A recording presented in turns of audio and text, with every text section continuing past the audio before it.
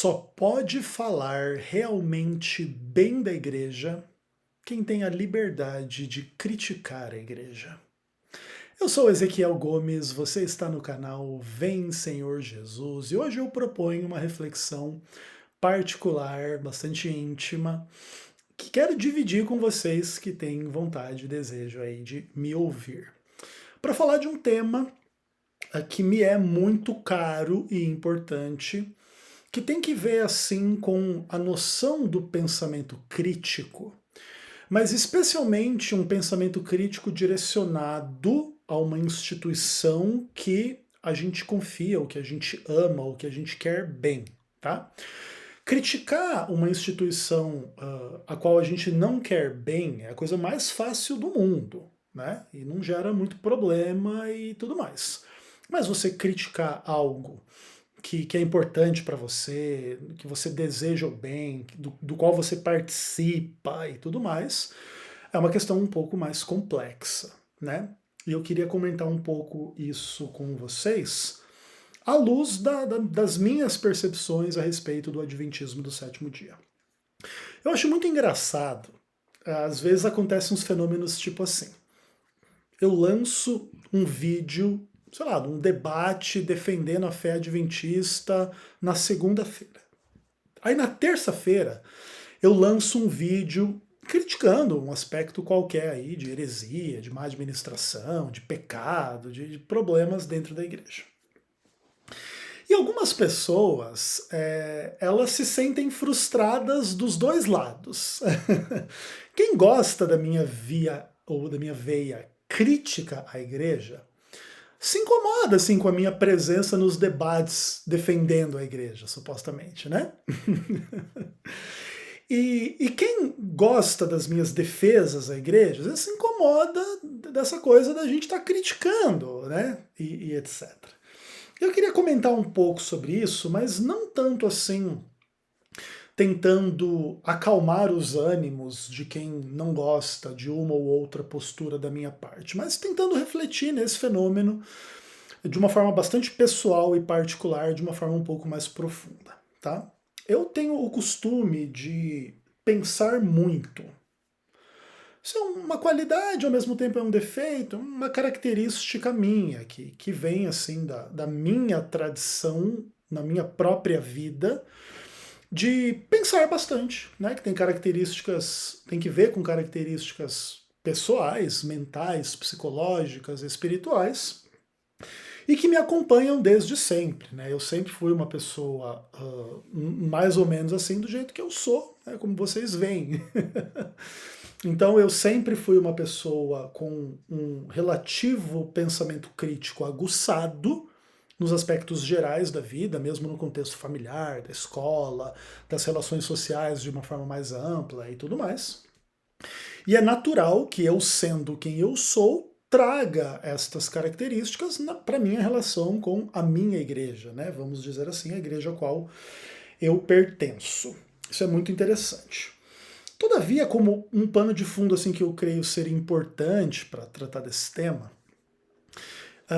antes de falar assim mais de mim e como que eu enxergo, é importante assim talvez contextualizar a percepção que as pessoas têm a respeito do pensamento crítico, em especial em tempos de internet, e por que que o politicamente correto ele é um sentimento muito natural e um pouco complexo assim da gente ir contra ele, porque isso acaba tendo consequências sociais na nossa vida, como quem luta contra a maré ou quem nada contra a maré, e sempre isso demanda esforço, um pouco complicado, e às vezes a gente se deixar levar pela maré é bem mais fácil.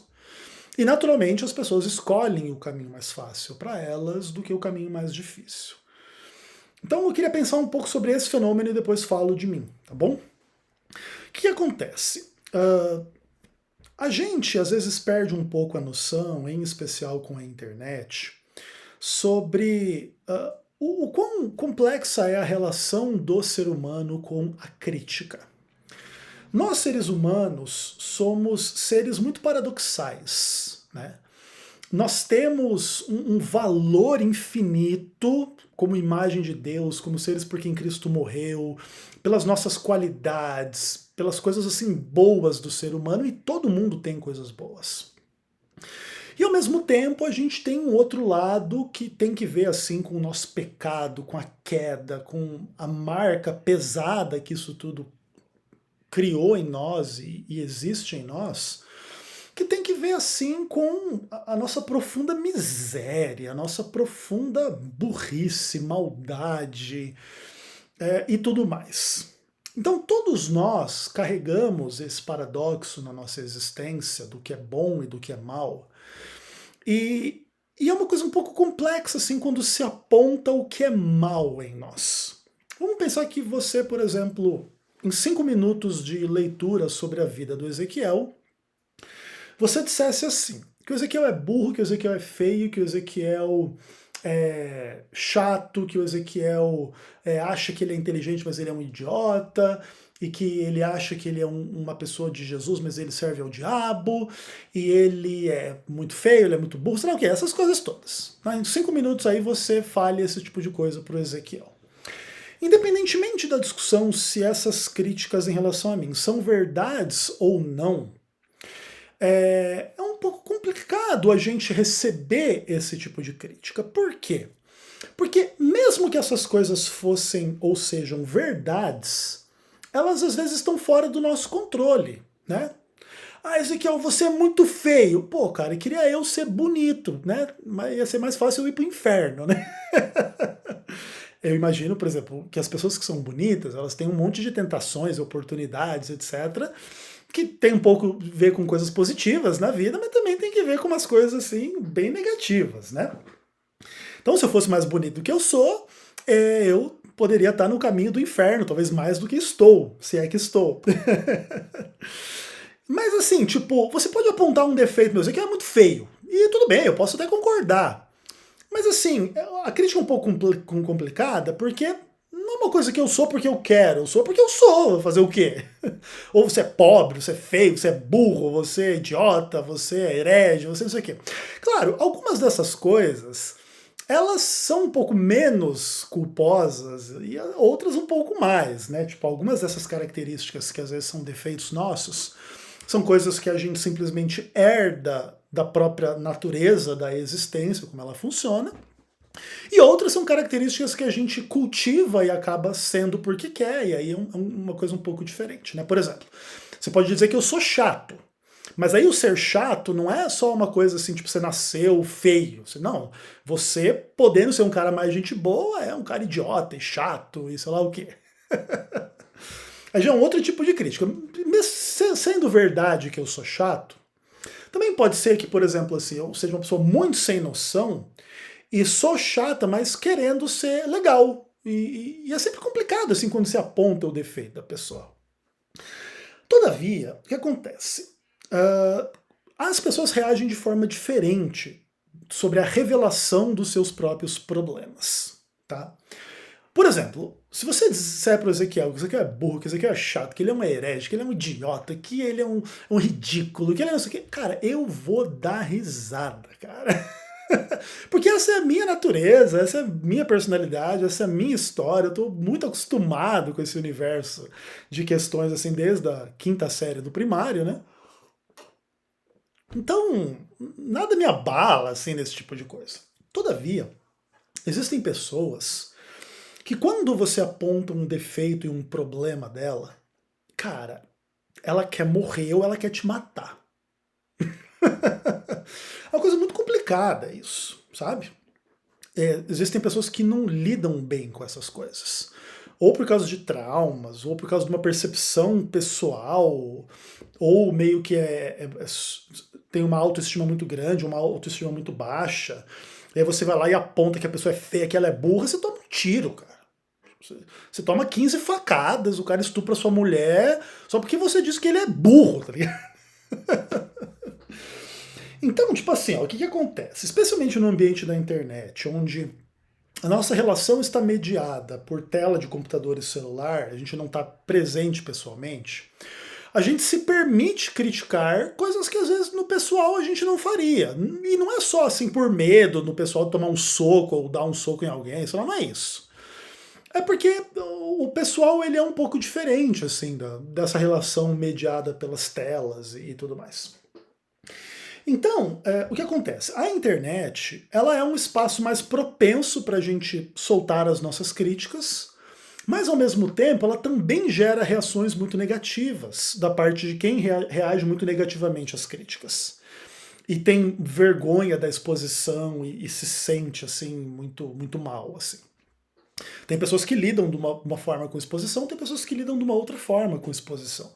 Eu, por exemplo, não lido mal com a exposição, não me importo muito com o que pensam, etc. Existem outras pessoas que colocam um mínimo de coisa nas redes sociais e só a foto que ela acha que ela tá meio bonita, porque se ela tiver meio feia, ela se incomoda que alguém comente, alguém fale.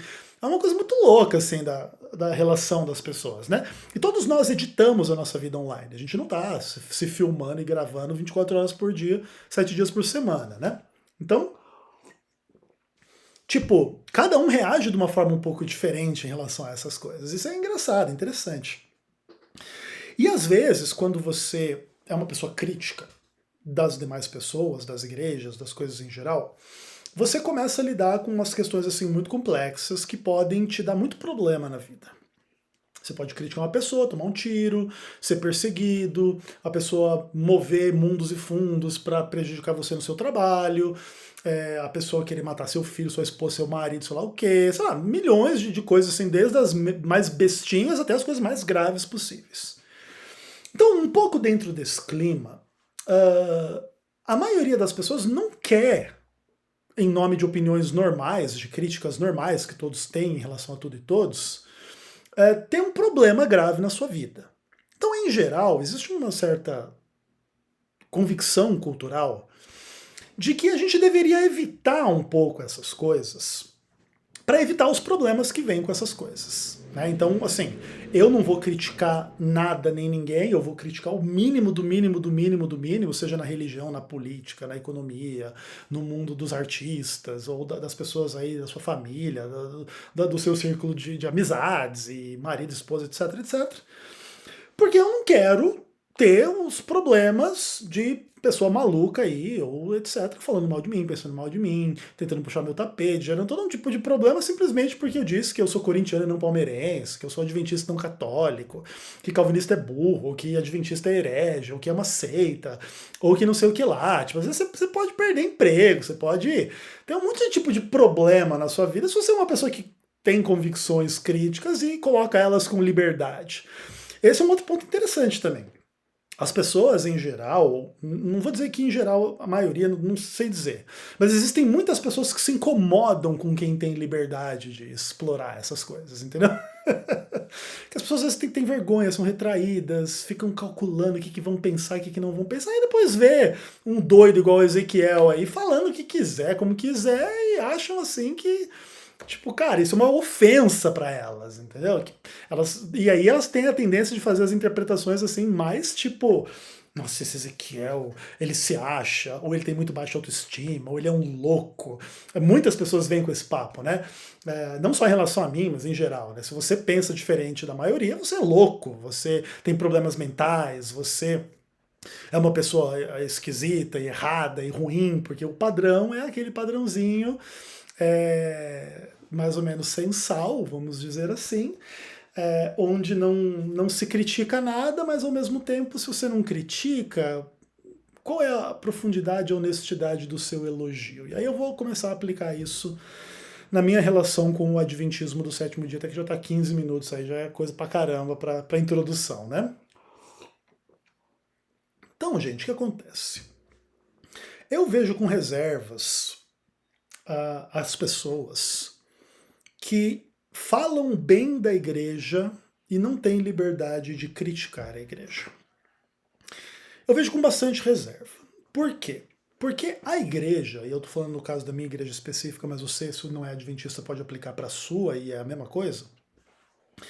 A igreja ela não é feita só de coisas boas e maravilhosas e divinas, e a graça e o amor e a fé e a justiça e a verdade e a salvação e o louvor e a aleluia.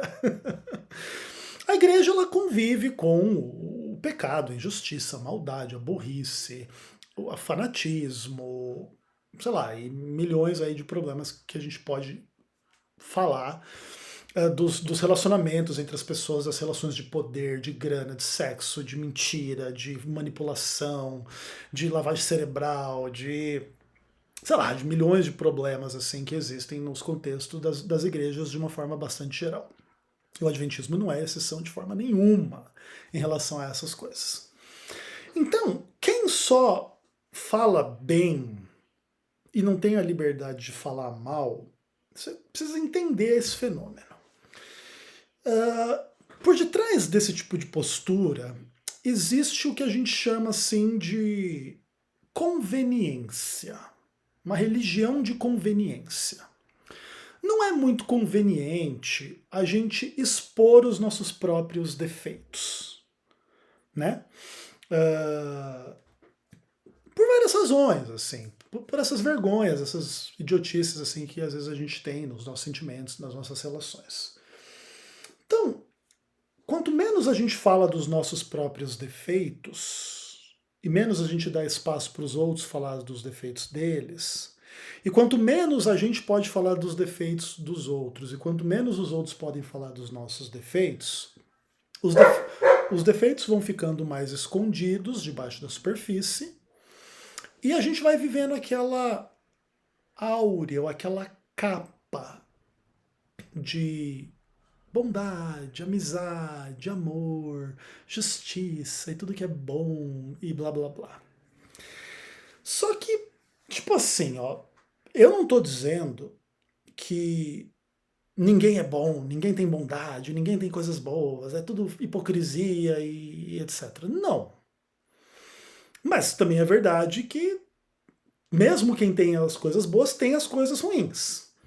Então quem só fala bem da igreja tem algum interesse em assim agir. E geralmente esse interesse é a sua própria conveniência. Então eu não vou falar mal da minha igreja, por quê? Porque eu vou ter menos influência, menos poder, menos status, menos eu serei benquisto, menos eu serei convidado para pregar, menos eu serei convidado para cantar, menos oportunidades eu vou ter de criar uma conexão de amizade, namoro, negócios, sexo, casamento, né? Porque é isso, se você for uma pessoa malquista na sua comunidade, você pode ter vários problemas em relação a esse tipo de coisa. Isso é verdade em especial no ministério, que é uma coisa que você é pago para fazer. O ministério, ele é muito propício a atrair essas pessoas, né, que escondem as críticas no coração, e todos têm as suas críticas à igreja no coração, mas em público ninguém fala nada. E aí você cria uma dicotomia muito complexa. Aí você fala bem da sua igreja. Não, aqui a minha igreja guarda os mandamentos de Deus, a minha igreja é fiel, a minha igreja usa bem os dízimos, a minha igreja tem um projeto de missões, a minha igreja tem uma teologia legal, a minha igreja tem doutrinas que eu creio que são melhores que as demais, em função disso, a gente pode falar milhões de coisas, e a minha igreja é essa coisa maravilhosa, lá tem amor, lá tem fé, lá tem louvor, lá tem salvação, lá tem milagre, lá tem Jesus, lá tem o Espírito Santo. Nossa, cara, eu tô com vontade de conhecer a sua igreja, irmão. Só que se na mesma toada me for proibido, ou por uma autoridade, ou por uma pressão social e psicológica sobre mim mesmo, de deixar claro o outro lado dessa situação, e eu não posso dizer quando, na verdade, a igreja que diz que guarda os mandamentos de Deus não guarda mandamento nem dos homens, nem de Deus, nem de ninguém, nem da sua própria praxe, nem do manual da igreja, que as comissões são manipuladas, muitas vezes, estou dizendo todas, mas né, o que mais tem no Adventismo do Sétimo Dia é fraude nas comissões. Que tem gente totalmente mundana, infiel na liderança da igreja, que existem pecados sexuais generalizados, assim, nesses contextos de departamental, com secretária de associação, não sei o quê. Não estou dizendo que todo mundo faz, mas tem um monte de gente que faz e todo mundo sabe, né? E tem presidente visto em motel com puta, pra gente não perder o nosso exemplo clássico.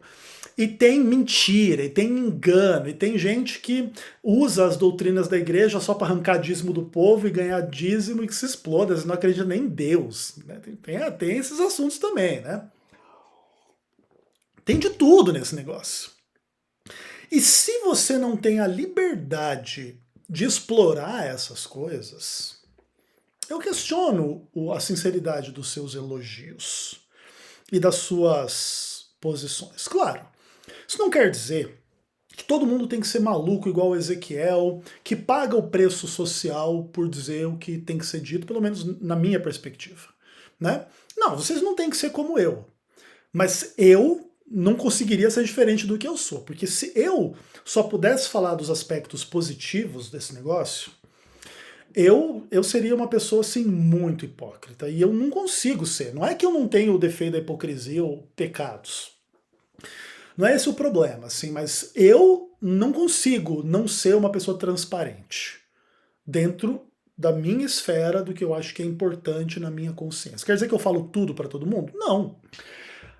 Inclusive, né, é uma coisa muito engraçada. Assim, algumas pessoas, às vezes, quando elas falam assim, não, Ezequiel, tudo que ele vê de errado, ele fala porque ele tem comichão aí do Satanás para falar mal da igreja. Gente do céu. Se eu fosse falar de tudo que eu sei, pelo amor de Deus, eu não tô querendo com isso pintar um quadro, eu sei coisas muito secretas. Não, eu sei muita coisa que eu não exponho, que eu não falo. Todavia, eu coloco as coisas que acho que devo colocar e etc. Enfim, e eu não conseguiria lidar bem comigo mesmo se eu não me desse essa liberdade. Por isso, não quer dizer que eu tô certo nos meus elogios à igreja nem nas minhas críticas à igreja. Mas quer dizer que quando você ouve o Ezequiel Gomes falar e o Ezequiel defender a igreja, você pode ter certeza que é uma defesa sincera. Se eu acho que a doutrina adventista é melhor que a doutrina calvinista ou católica ou espírita ou evangélica geral, na guarda do sábado, na identificação sei lá, assim, do Apocalipse, o que é, o que não é, e nas questões em geral de teologia. É sincero da minha parte, porque o dia que eu tiver uma discordância doutrinária com a Ellen White, com a Igreja Adventista, com o Alberto Tim, com o Ayrton Keller, com o Ivan Saraiva, com quem quer que seja, isso vai ser dito. Isso pode ser dito e não tem problema, galera. Entendeu? Porque de outra forma você é simplesmente um escravo de um grupo social que te bonifica quando você diz ok para ele e te exclui quando você diz não. Só que esse grupo social que é a igreja precisa ouvir não. Precisa ser repreendido na mesma medida em que precisa repreender o mundo. Não adianta a igreja, no caso a igreja adventista, achar que tem uma mensagem ao mundo e achar que essa mensagem não vai retornar na forma de espelho para ela mesma. A igreja adventista acusa as demais igrejas de colocarem os interesses dos homens acima de Deus, tipo na questão do sábado, por exemplo. Né? Não, o povo não guarda o sábado porque coloca a palavra dos homens acima de Deus. E quando os nossos presidentes colocam as suas palavras e vontades acima da vontade de Deus? Um fica quieto? Não, irmão, fique quieto, porque Deus ele não gosta desse papo. Quem pensa assim é um hipócrita. E sinceramente, gente, eu tenho milhões de defeitos, a hipocrisia pode até estar incluído entre elas. Mas Deus não me chamou para isso, sabe?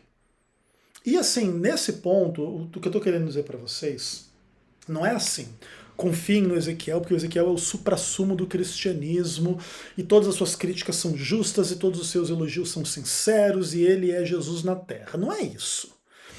Sem sombra de dúvida, eu tenho o meu viés, eu tenho a minha história, eu tenho a minha personalidade, eu tenho aquilo em que eu estou correto e eu tenho aquilo em que eu estou errado. Isso é normal. Seria muito hipócrita da minha parte ser crítico dos demais e dizer que tudo tem coisas boas e erradas. Eu sou a única exceção que só tenho coisas boas. Claro que não, eu tenho coisas erradas e tenho coisas boas. E eu sei que é um pouco confuso, um pouco complexo para algumas pessoas identificar ou tentar identificar o que é correto e o que é errado. Vocês têm acesso a confirmar as informações ou não têm, a interpretação que o Ezequiel está fazendo é correta ou não é, e a gente vai entrando no mérito de cada discussão doutrinária, de cada discussão administrativa, de cada história, de cada vagabundo visto em motel com puta e etc.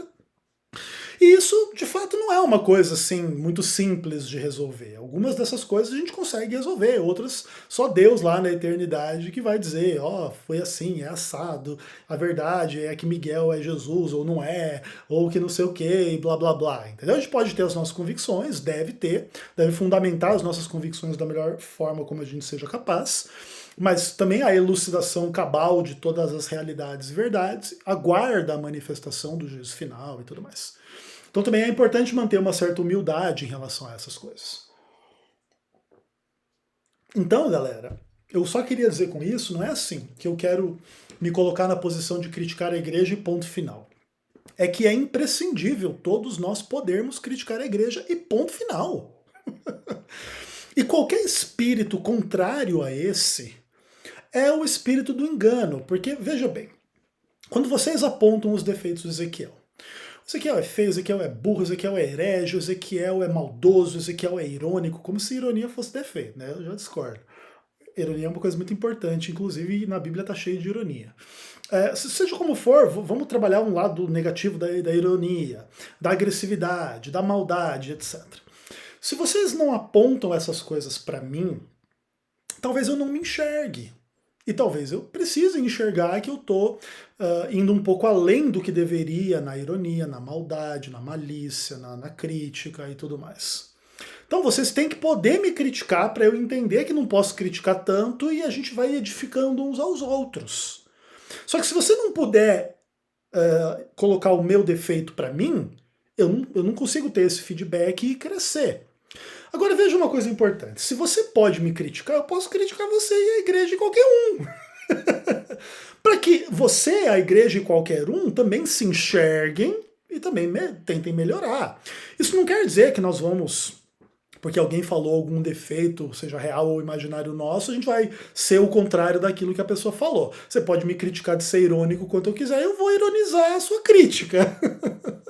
Porque essa é a minha personalidade, eu não acho nada errado com ironia, ok? Claro, pode ter uma ironia maldosa, maliciosa, demoníaca, pode, né? Mas também tem a ironia maravilhosa, santa, gostosa, que ilumina e coloca o sol no nosso céu, entendeu? e faz parte. Então, o que acontece? Não quer dizer que eu vou obedecer ou que você vai obedecer porque você me criticou ou eu te critiquei. Mas quer dizer que nós vamos tomando cada vez mais consciência de como a gente é, ou de como as pessoas pensam que a gente é, e a gente vai refletindo que tipo de postura a gente está tendo para gerar uma reação, às vezes com a qual a gente não concorda. Então, por exemplo, eu acho que eu sou inteligente, mas aí muitas pessoas dizem para mim assim, mas você é muito burro, cara. Eu tenho que começar a pensar, opa, peraí, o que eu não estou conseguindo comunicar com mais inteligência e tá todo mundo dizendo que eu sou burro? Isso também não quer dizer que a opinião da maioria é a verdade.